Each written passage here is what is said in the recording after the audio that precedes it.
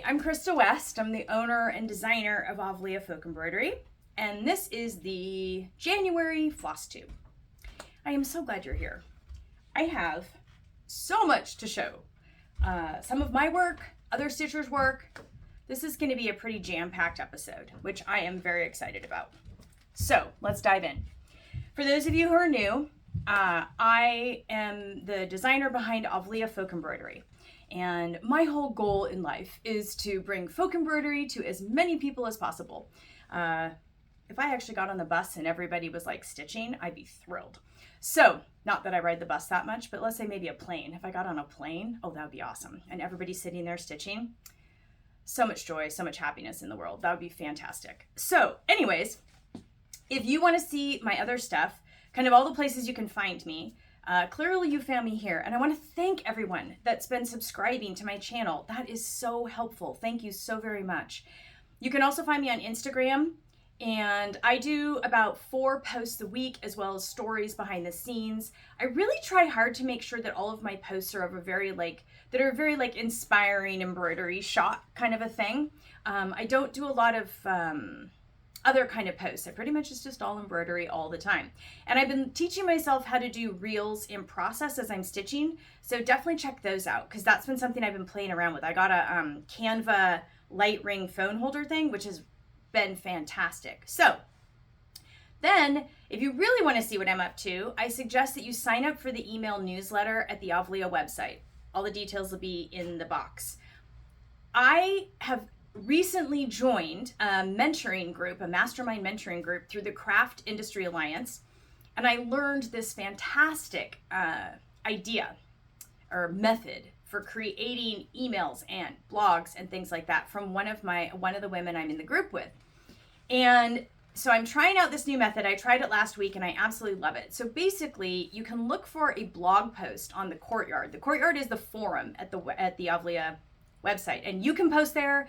Post photos of your stitching in progress. Everybody loves to see those.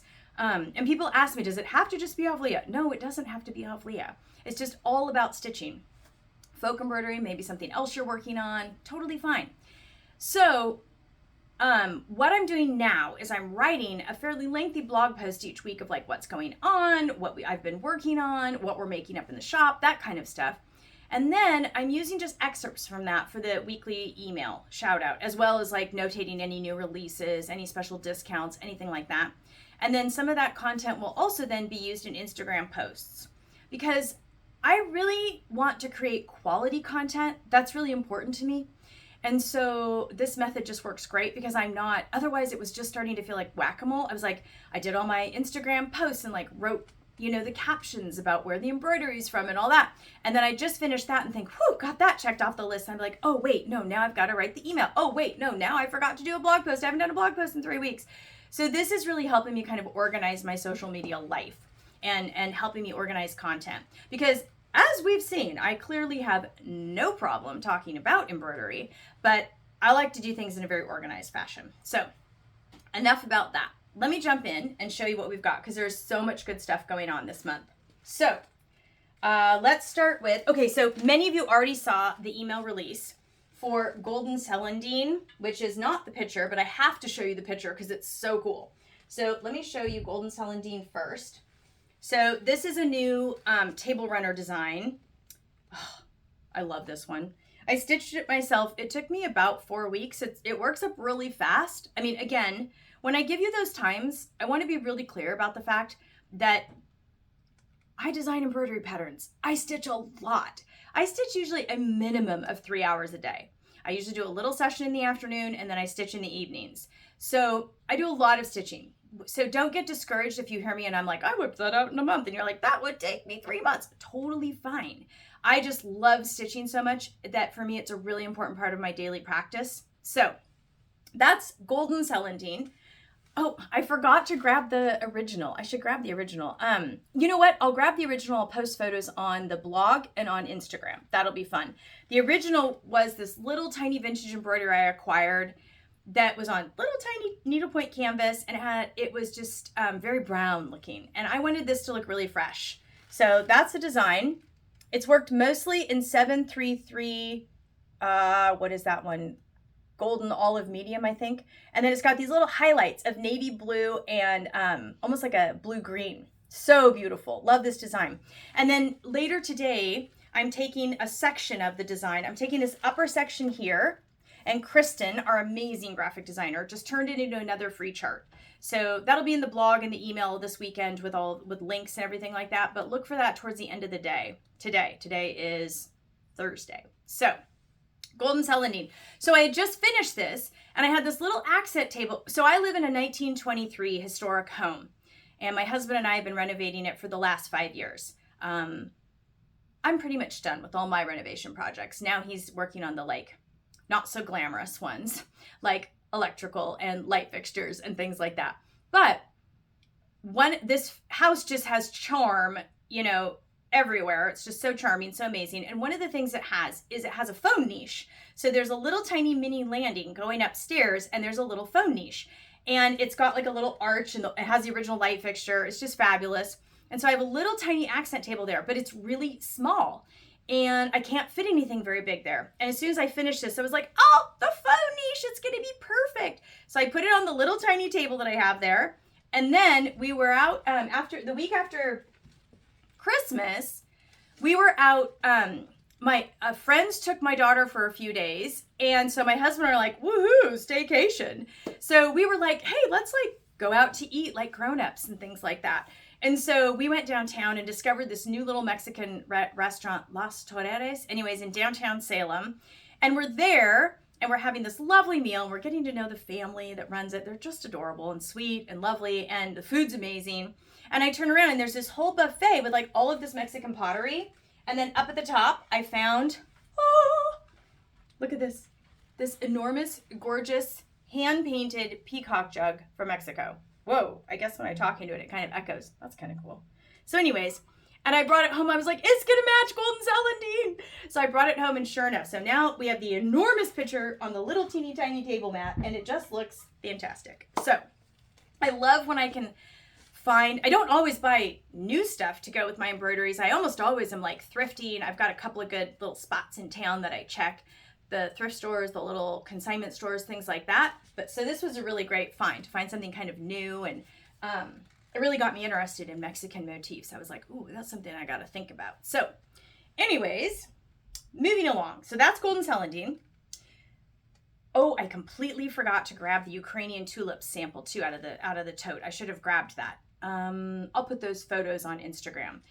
Ukrainian tulips also released this month. It is a beautiful design. It's actually inspired by an embroidery that Katie, one of my sample stitcher friends, somebody she knew found this beautiful Ukrainian embroidery at a Goodwill.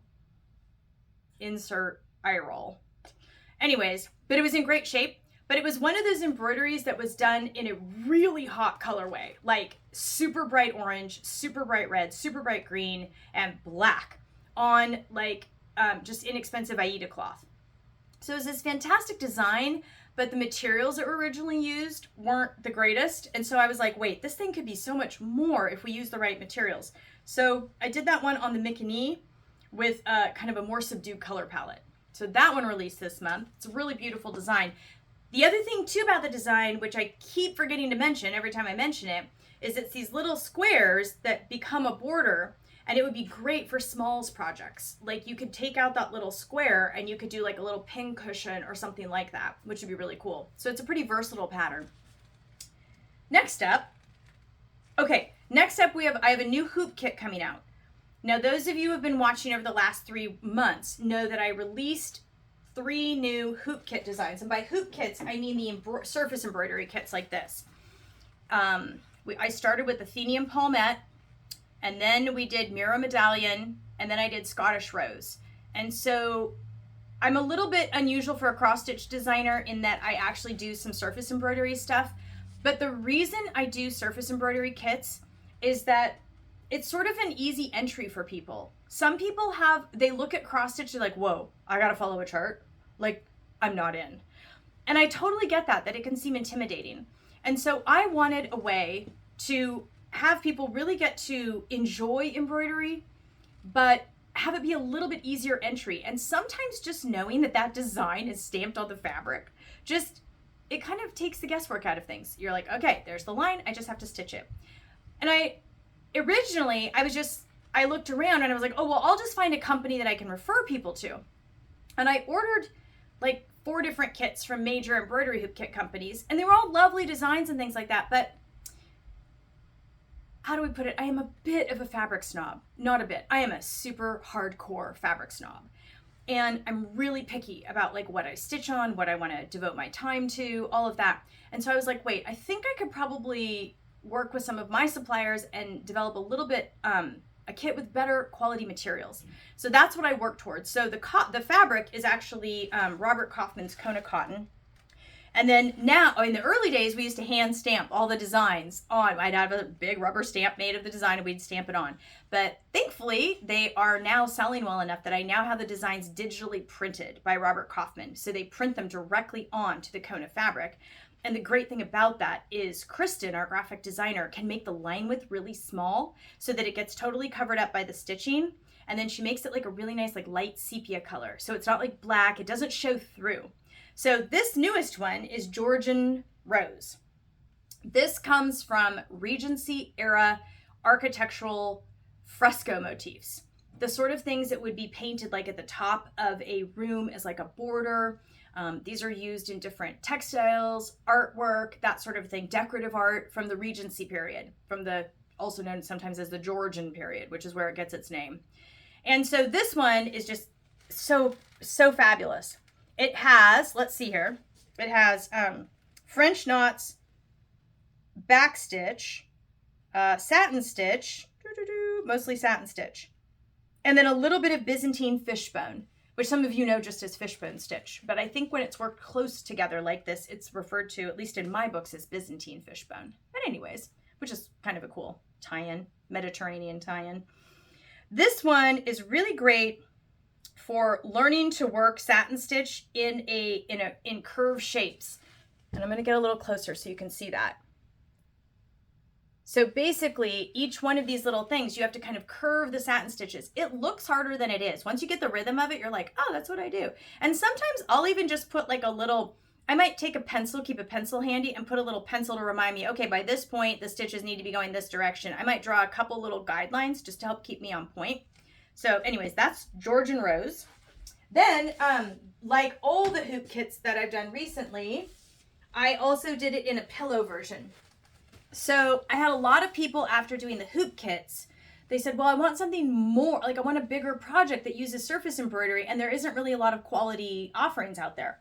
So I was like, okay, I talked to my guy at Kaufman, but I didn't want, while the Kona cotton is fantastic for the little hoops, I didn't really feel like it was a great choice for a pillow that you might want to have in your house. It didn't feel home decoratory enough, if that's a term. So I worked with Kaufman, and they printed it on their Essex cotton linen blend, which is the same fabric that we use for our cushion back kits, which is kind of cool. So easy there. So this one is just a larger version.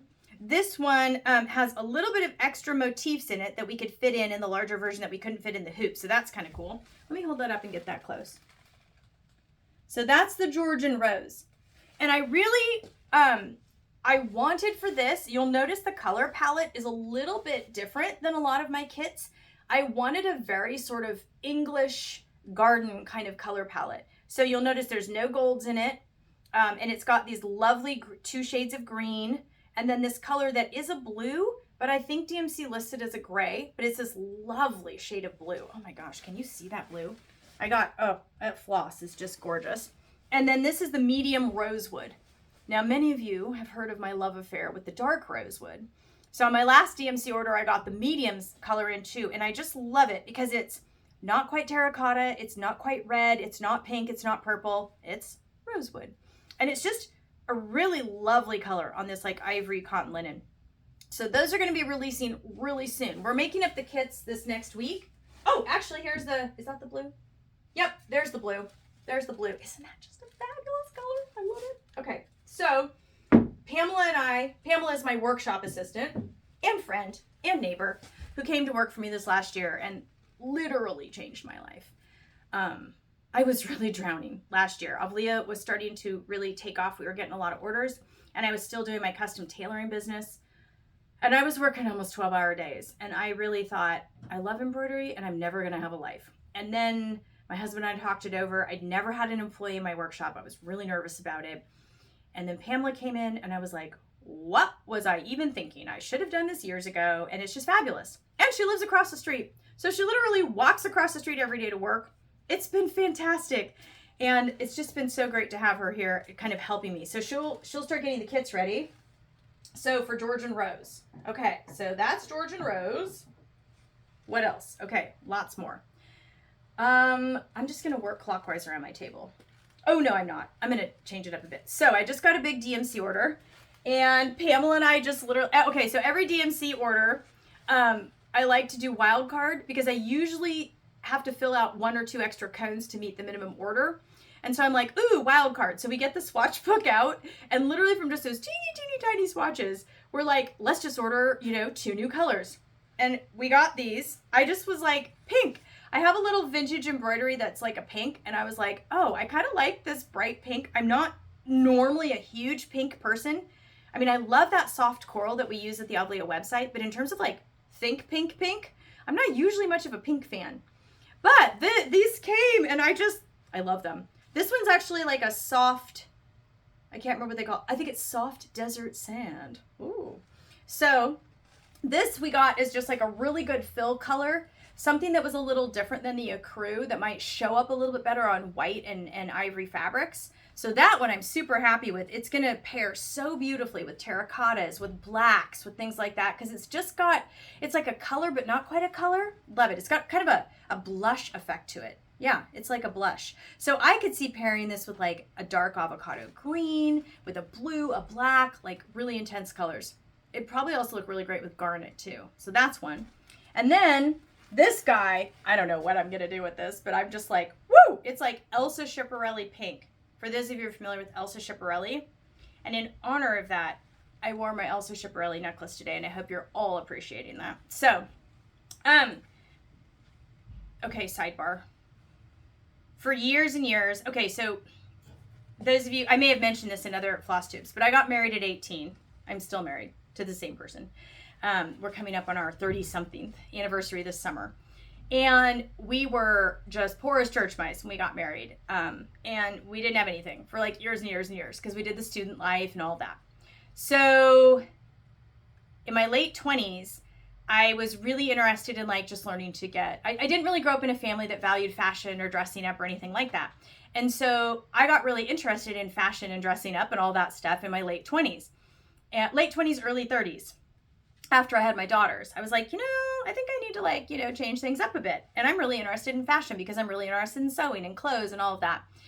But we were still pretty broke. And we had 2 little kids. And I was like, there's no money in our budget for nice jewelry. So I was out garage sailing one day and I discovered costume jewelry. And it became like a 2-decade love affair. And I started getting fairly knowledgeable about collecting. And so I would hunt garage sales and things like that. And so I collected mostly Trifari, for those of you that are familiar with that. Trifari jewelry is still one of my favorites. And I still wear my Trifari pieces like a lot. But I was really fascinated by the work of Elsa Schiaparelli. She was a fashion designer in the 1930s and 40s. And she was the one who brought a shocking pink, that kind of bright pink color, was also known as Elsa Schiaparelli pink. And she would design costume jewelry to go with her outfits. And it was just all of them were very bold. This is her watermelon necklace. It's kind of the signature Schiaparelli piece. And anyways, so I loved Schiaparelli stuff. I would see it in my vintage costume books, but it's very pricey because it still really held its value. In fact, you can pay more for Elsa Schiaparelli costume jewelry than you can for real jewelry, which is really something. Actually, when I think about that, isn't that kind of like a cool commentary on people's creativity and design? Anywho, so I was shopping eBay one day and I found a full Elsa Schiaparelli demi-pure, which means the earrings and the necklace. And the person who was selling them clearly didn't know what they had. And this is actually a fully marked Schiaparelli piece, which means it's stamped with the correct name and everything. There were knockoffs done that have the spelling wrong. That's how you can tell them different.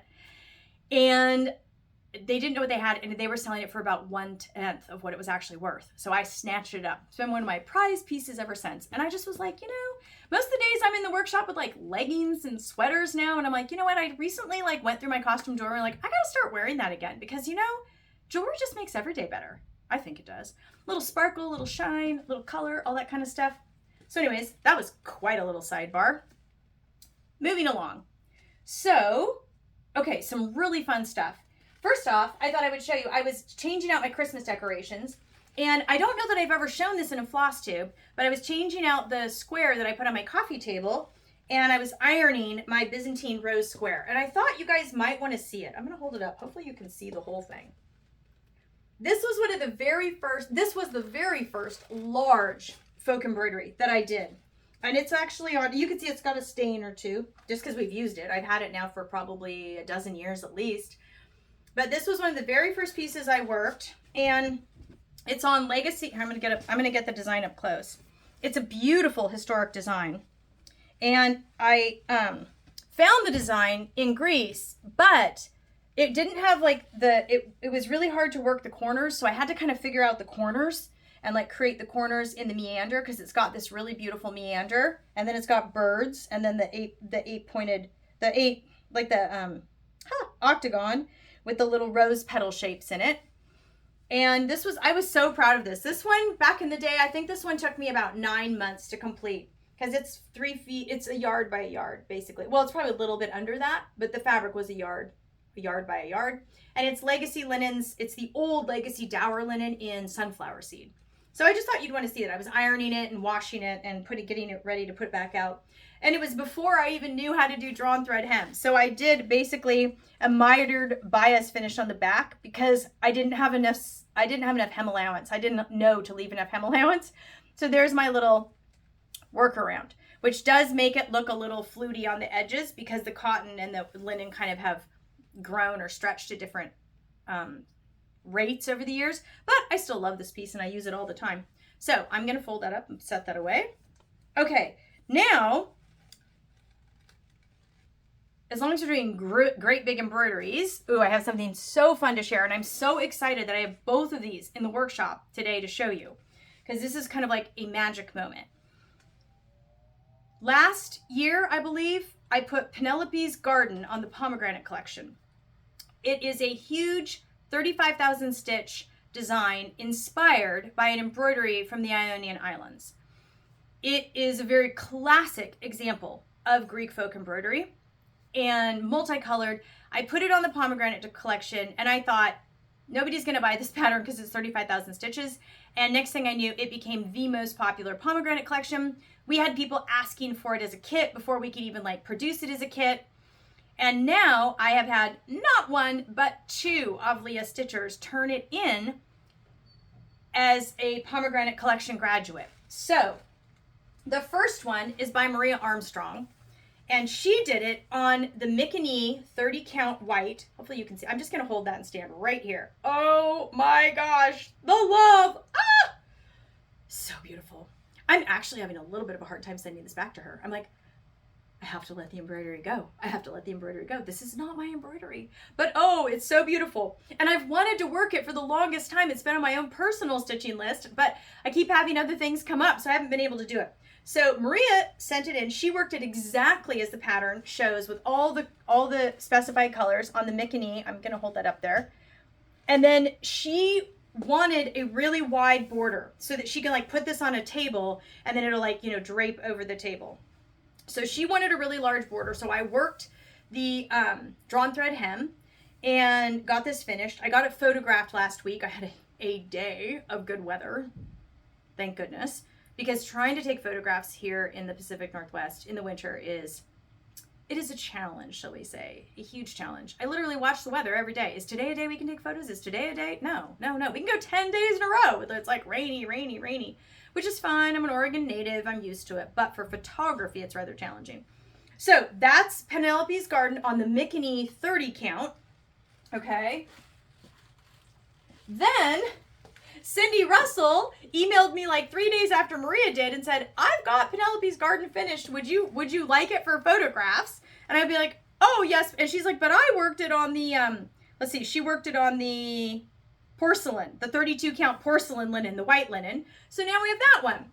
Now Cindy chose to make some variations. She took the inner border and duplicated it on the outside. She changed up some of the motifs. She has WindStitch charting software. So she wanted to make some changes, and then she used dark brown instead of the black. So, but this is just amazing. And then of course, Cindy is a drawn thread hem master. So I'm going to show you her drawn thread hem. It's just incredible. I mean, just incredible. So she does the P-hole hem on the edge. That's what that's actually called. It's P as in P-E-A. And then she did this beautiful double drawn thread hem, which is just gorgeous. And this shows, so this is going to be great because we're going to actually release this as a kit that has an option to either come on the Mikini or on the linen. I'm still deciding if I'm going to release the linen one on a full 35 by 35 inch piece of linen. I probably will, so that you can decide how much hem you want, because I think both are great. There's sometimes where you'd want the design to go this close up to the hem, and there's times that you'd want it to have that wider hem like Maria's. So very exciting to see Penelope's garden. I took the photos. I just need to edit the photos, get those off to Kristen, our amazing graphic designer, and then I'll be able to release that as a kit with not one, but 2 fabric options. That's like a dream come true for me. There's so many of my designs that I wish I could do in like multiple fabric options, but it takes too long to do that much sample stitching. And to be honest, I get bored.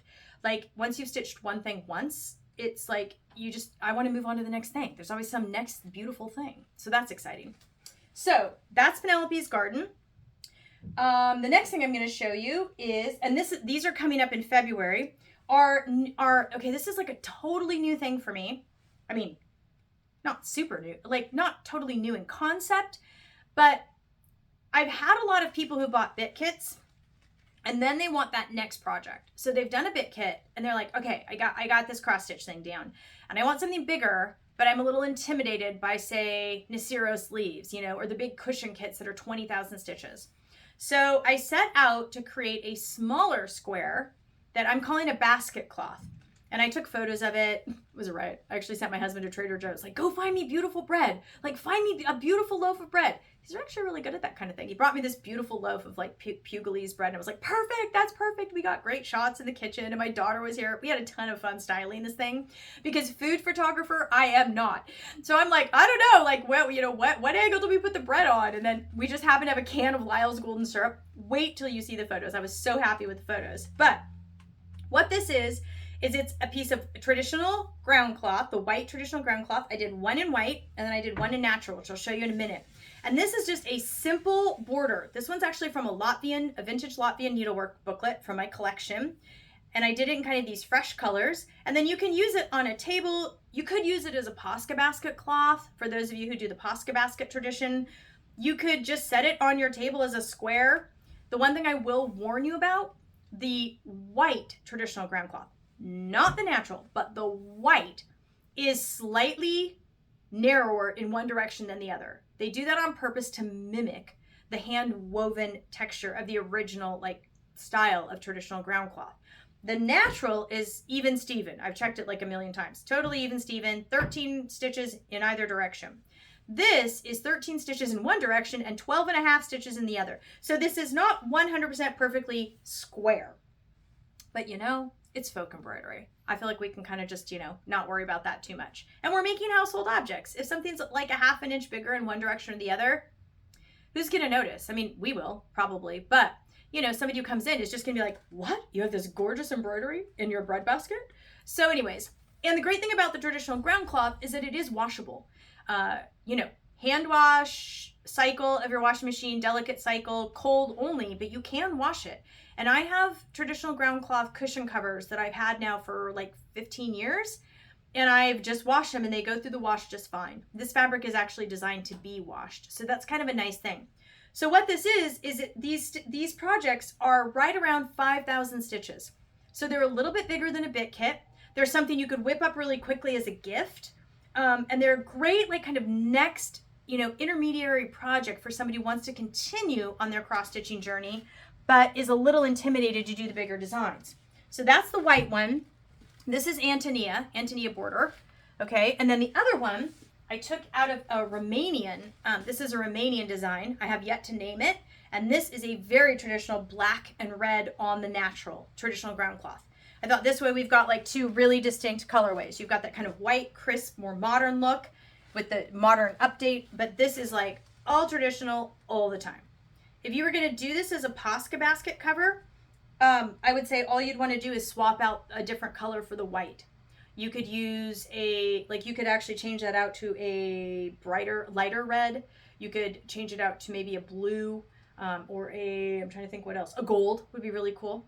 Now that I look at the floss wall, gold would be great.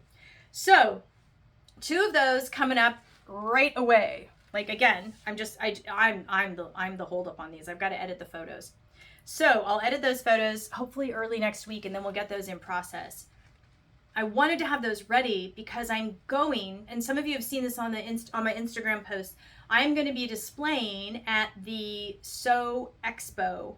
It's the Sewing and Stitchery Exposition in early March in Puyallup, Washington, at the Washington State Fairgrounds. It is, I believe, the largest craft show west of the Mississippi. There's over 400 vendors. And in my efforts to sort of grow Avlea and keep Pamela and I employed, I'm doing a mix of both wholesale trade shows. I'm going to be at the H&H trade show again this summer in Chicago, but I also wanted to try like a great big retail environment trade show and just see what that's like. I'm teaching there. I'll be teaching a drawn thread hem class. It's like, I think an 1.5 or 2 hour class. I think it's like $10 for the kit, and the class is free. So they just put tickets online. So if that's something you want to attend, if you're in the area, it's going to be a lot of fun. Pamela and I are having a lot of fun, like putting together our booth, because I get to drive to this one. Most trade shows I go to, I have to pack everything in a suitcase, and you've got the weight limits of the airlines, or I have to ship boxes ahead, which gets really expensive. So anyways, all that to say that I'm kind of excited to do one that I can drive to, because I get to take more display props and things like that.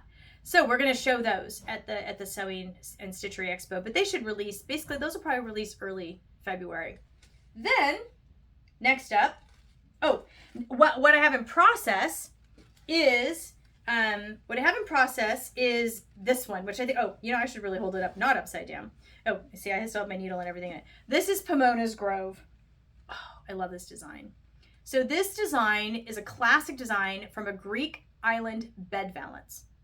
So I'm sure I've talked about those in previous floss tubes, but in the Greek islands, their home was kind of like a one-room structure with like a bed cabinet or a kind of an area that was set aside for the bed.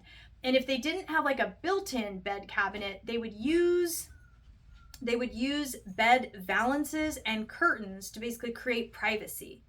And it's some of the finest Greek island embroidery is in these bed curtains.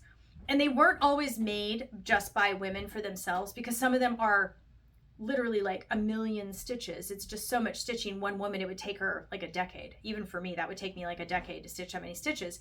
They were sometimes made in workshops with multiple stitchers. And those would actually be, they would basically be commissioned by a bride's family. And it would become part of her preca, part of her heirloom embroideries that she receives upon her marriage. So this is just this charming, beautiful, stylized design. I'm going to get a little closer so you can see it.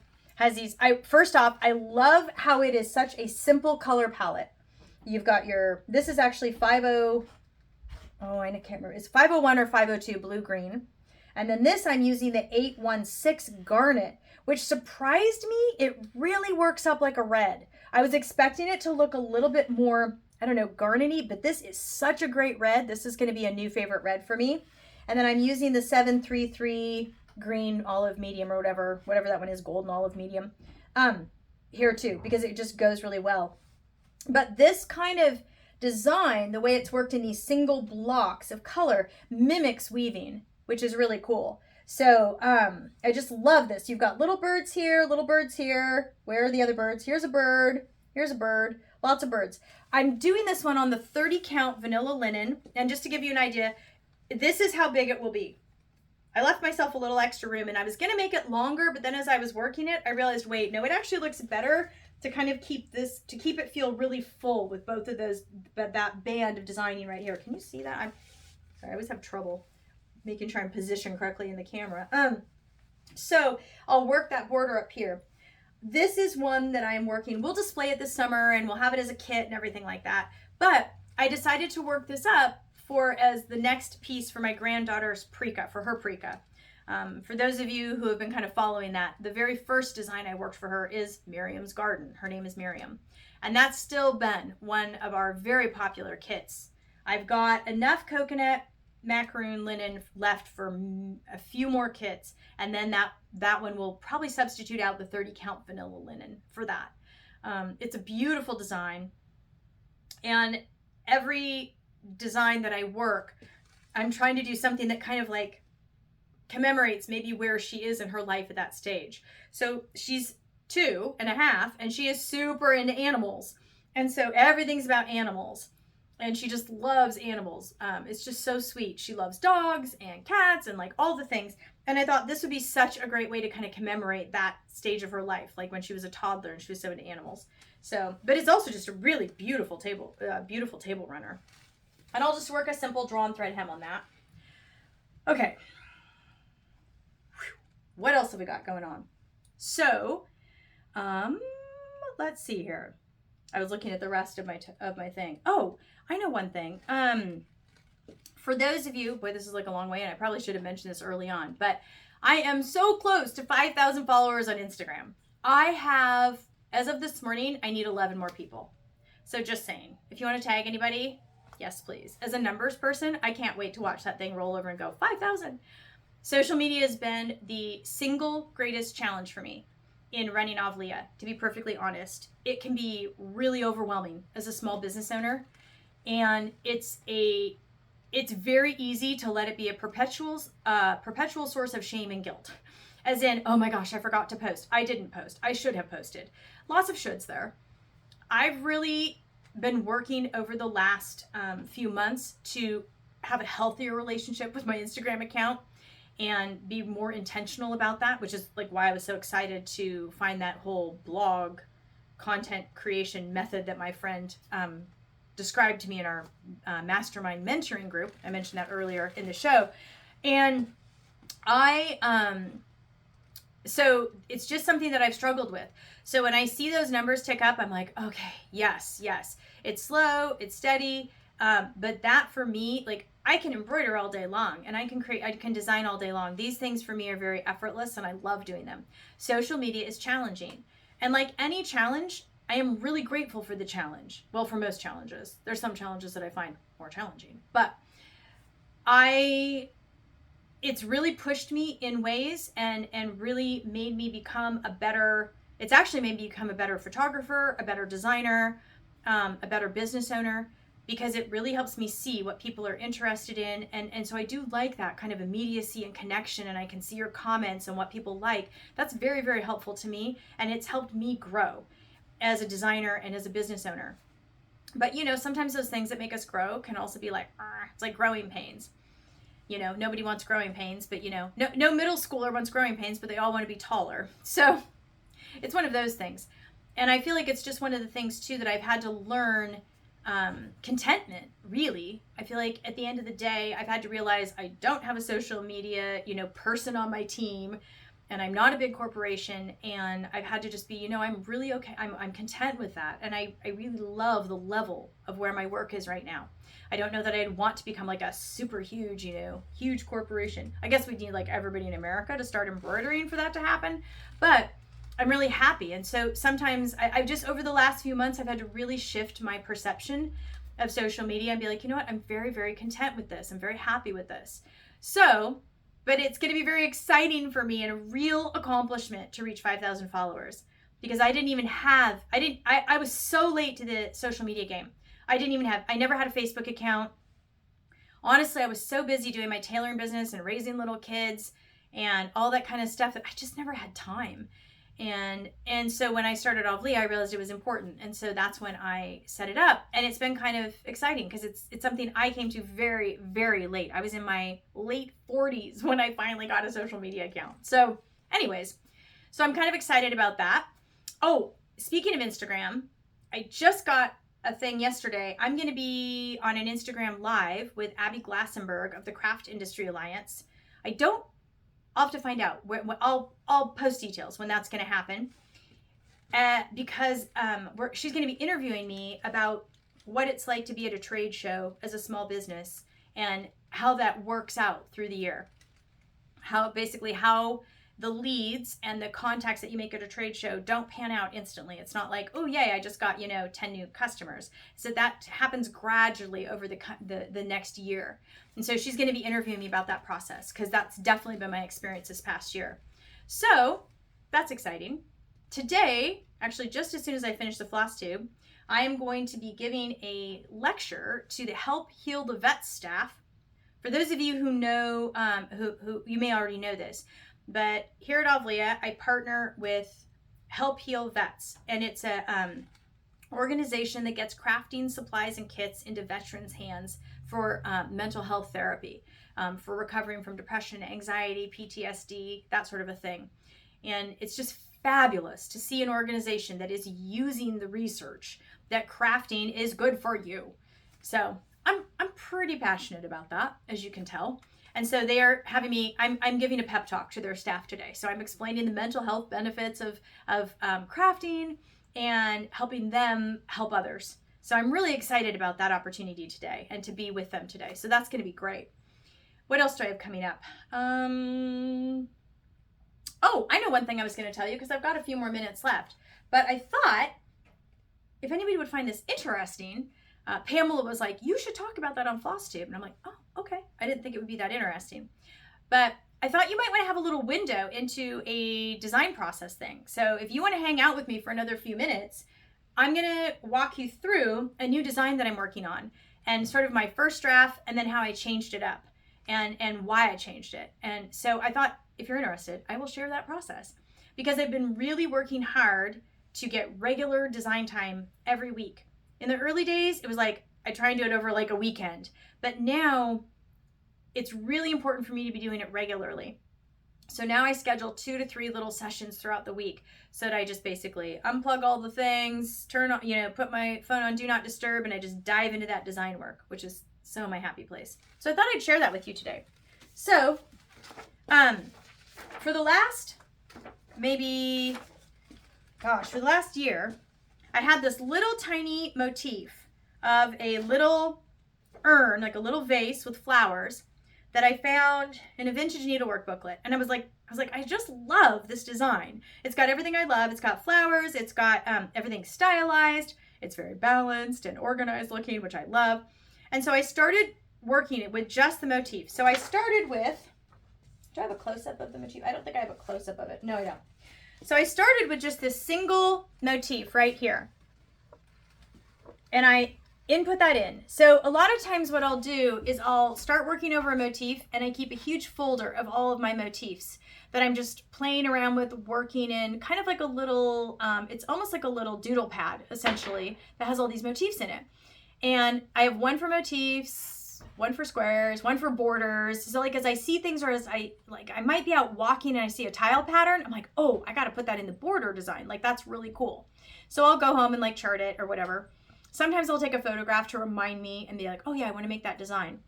So this little urn design I had for a really long time. And I was like, I've got to do something with this that's more than just like a single design like Grecian urn. It's just too great to like have it just on a little tiny urn. So I was like, well, blue larkspur, the blue larkspur design has been probably to date, it might be my most popular design. I'd have to go back and look at it, but it has been wildly popular, which surprised me because it's a really simple design, but it is really beautiful. But it's got this, it's a square, and it has like designs in the corner and designs in the middle and this sort of a thing. So I was like, well, let's try something different. I was like, I could envision this as a square. So what I did is I put the urn here, then I made a little tiny border in the middle because I was envisioning like putting a vase or flowers or something, or a potted plant in the middle. And I was like, okay. And then I took that same border and I put it out here and I was like, ooh, what would that look like as a double border? So then I'm like playing around with mirroring it and flipping it and all those things. And then I added another border in the middle. I was like, okay, this needs something a little chunkier. It needs a little more heft to it to like really ground this design. So then I added another border. So I ended up with this and I'm like, okay, we'll do it squared. And I had this sitting on my desk for like the last 2 months. And I'm like, I just can't love this layout. I just cannot love this layout. I'm trying really hard, but like the urns look upside down to me. And I'll put things near my desk so that every day when I walk by and I'm like, I want to get my kind of first reaction when I come into the workshop. And this one I kept going, nah, it's not working for me. Finally, then I do the Pamela test. I take it over to Pamela, and if Pamela goes, ooh, I know, okay, I'm onto something. Pamela's got a very specific ooh when she really likes a design. And I now think of it as the Pamela test, which is fantastic because she'll be like, but this one she was like, but then she's also got, this is funny. She's also got the Pamela polite response, which is like, oh, that's nice. So I either get, ooh, or I get, oh. And she's trying to be polite. I can tell she's trying to be polite. But I look at her now and I'm like, Pamela, is this just not working? And she was like, nope, it's not working. I'm like, okay, great. I don't think it's working either. So back to the drawing board. So I took the motif and we were both like, it just needs something more. And like, we don't like it turned that way and whatever. So then I started playing around with it and I came up with this orientation. And this ended up being my final orientation. So I started by I put the urns off to each side so that created this really nice shape here. And then I was like, but it really needs something more. And so I actually went through some of my old vintage books and some of my master charts of flowers and leaves. I have those too. And I started adding these little designs that sort of had elements of the urn. I don't know if you can, oh, here. How about if I show the closer up chart? There we go. There's the closer up chart. And so I started adding these little elements and I took a little bit of something that felt like it was going to be like the urn, but not quite the same. And as soon as I put those there and put them closer, it was like, bing, everything just gelled. And then I was like, well, wait, I need something in the corners now. The corners look kind of empty. So I just took the design that was in the border of the corner and I flipped it and put it here so that you have that almost kind of breakaway border effect. I hope you can see that. I hope I'm holding that right. This little breakaway. I love those breakaway borders where basically a border element is like nice and snug in a border and then it's like flipped or oriented and it's, whoop, now it's outside the border. And I just love that. I love that look when it gives kind of a lightness and a contrast and a little bit of almost like whimsy to a design. So anyways, and so this is now the new Mirabella Border design and we'll be working that up. It's got a very, very fresh color palette. It's going to be in, wait, let me remember. It's going to be in alizarin, light alizarin, which is that soft coral, the ever popular rosewood medium, antique light blue, because I really like that blue, and pine green medium, which is a really fresh piney green, and then a little bit of green, they call it green gray, but it's actually a really, really soft, beautiful green. And I've used that. It's actually the green that's in the Pennsylvania Posy kit. It's a great green. And I suddenly looked at the wall the other day. I was like, wait, I haven't used that green for a while. Like I need to start using that. And so we're going to call this actually Mirabella Border. So like now, once I did that, so that process took me like 3 months to get from, the first failed attempt with the like wrong layout and adding all the borders to playing around, to walking by my desk every day. Like, nope. And then finally having a really good long design session and being like, okay, I got to play around with this, to now I have the chart. And now it will go and I or one of our sample stitchers will stitch it, I'll hem it, I'll photograph it, and then we can release it. So as you can see, this is kind of the process for most of the Avlea kits. Like it takes months to like kind of dial in this. I mean, some things come really quickly. The Antonia border, okay, this one I was working on, it's a simple border. So I just had to play around with it. But actually the border itself has been living in my design folder for well over a year. And the original design was actually worked in cream. I had it in cream and dark gray outline stitches and like a kind of an ecru creamy color with dark outline stitches and like black. And it just wasn't working. It really needed more color. I had to remove the outline stitching because I wanted a lower stitch count for this kit for beginners or quick stitching. Outline stitching does not equal quick stitching. So anyways, So that whole design process actually can take quite a while. So that's why I need to have like regular design time, because usually in each one of those sessions, I'm taking something and kind of moving it to the next phase. Or sometimes I'm just like playing around with like different borders or motifs or things that I've seen. So that's kind of like just a little window into sort of like how I'm designing these days. And I'm really enjoying it. It's really working for me, having that kind of regular design time and having a bunch of different things that I can kind of see what, appeals to me.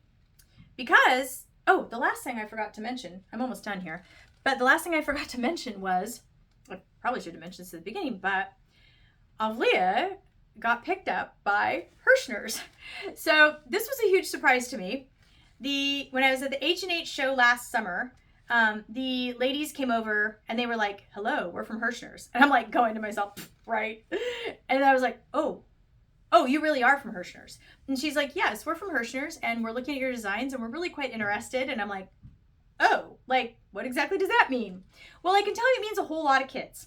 So anyways, so I met her in June, didn't hear anything.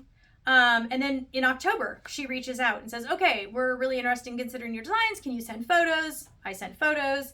They've got this whole process that I have to follow. And suddenly in December, they place a huge wholesale order, which was a big surprise to me and very exciting. So Hirschner's has chosen 7 of my designs to feature in their catalog and in their online shop. And they're already asking me for new designs, which is pretty exciting. So I was really excited about that. And for those of you who are wondering, like, wait, should I buy from the Avlea website? Should I buy from Hirschner's? Please, if you're an Avlea stitcher, please buy from the website. The website is actually the best for me. But we do wholesale so that more people get to see Avlea, get to work on these kits and that sort of a thing. But definitely, if you're an Avlea stitcher, it's always best if you can buy on the website. But if you're a loyal Hirschner's fan and you want to buy there too, buy there. That's fine too. So I don't want to sound like I'm being too proprietary, but people do ask me that from time to time. And I'm like, yeah, as a designer, it's always the most remuneration to the designer to buy directly from the designer. But I totally understand if like you're a loyal Hirschner's customer or you have a Hirschner's gift card or things like that, fantastic. Buy at Hirschner's. That's great for us too. And interestingly enough, the top selling kit of the designs I have in mind is Arcadian Peony. I probably could have called that. That's very popular. Almost as popular as Blue Larkspur. But let's see, the kits they're doing are Arcadian Peony, the Baltic Scroll Pillow Kit that I did for Taproot Magazine about 1.5 years ago, Bit Kit Floret Border, Bit Kit Byzantine Star. I was really happy they picked this one up because it's an older bit kit and it's not one that's ever been very popular at the Avlea website, but it's a really pretty little kit. So I was really glad they picked that one because I think it's a great choice. And then Kefalonia Carnations and Calliope's Meadow. So if you get a Hirschner's catalog, you're going to flip through and there's a little Avlea Folk Embroidery now. So it's kind of exciting. So very, very exciting to see Avlea. Not just Avlea. It's not just about me. I don't want it to ever be just about me. I want it to be about folk embroidery. And I want folk embroidery to go out and like transform the world. That's my goal. That's my goal. I want people to like experience it and stitch and experience the older fabrics and like how pleasant they are to work with and how nice they are in the hand. And then just the joy that is embroidery, which if you've gotten this far in the FlossTube, oh people, I am clearly preaching to the choir, but I feel like we need to say this. We need to say this to people and be like, embroidery is a joyful and healing activity. So that's what I'm going to leave you with.